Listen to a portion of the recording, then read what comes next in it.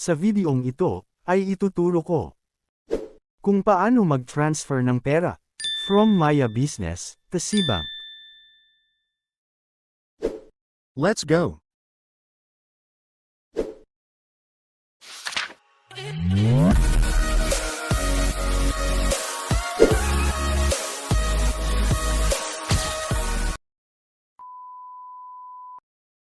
Pumunta sa Maya Business app at mag-log in.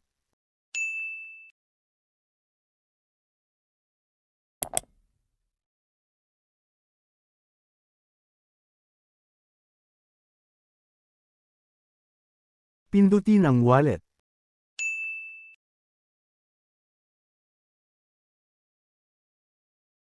Pindutin ang deposit to bank.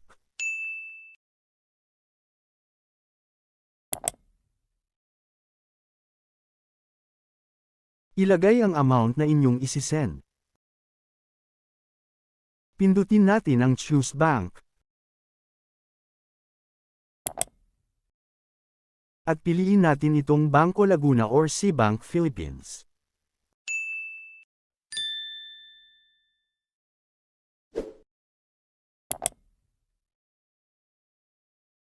Dito sa account number ilalagay na natin dito, ang 11 digits account number ng Cbank.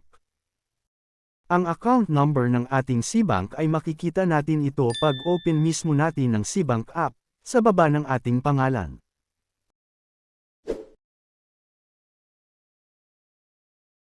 Ilagay na natin ang first name at last name ng may-ari ng Cbank. Sa middle name kahit wag na natin lagyan. Dito sa customer cellphone number, ilalagay natin ang cellphone number ng may-ari ng Cbank. Sa purpose, ang ilalagay ko lang dito ay send money.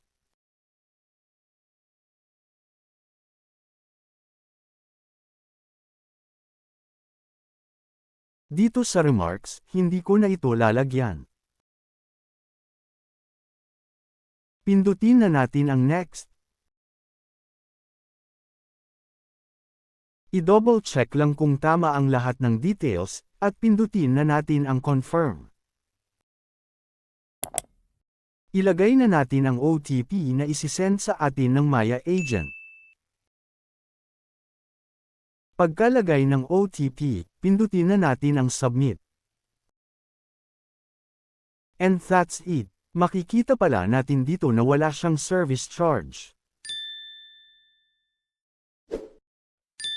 At pumasok naman siya kaagad sa Cbank. At yun lang, sana nakatulong. Please subscribe.